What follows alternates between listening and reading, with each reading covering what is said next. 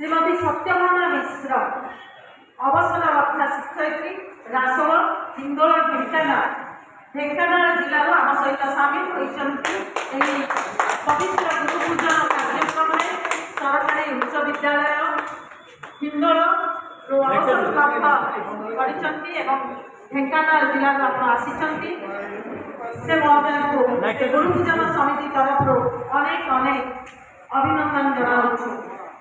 आम संस्कृति में गुरु को ईश्वर समाज विज्ञानी भाव में गढ़ा नामित कर अनेक पिला गढ़ी निज हाथ में निज बेतर छाତରେ अनेक पिला मनीष कर सुदूर ढेंकानाल आपको अनेक अनेक अभिनंदन।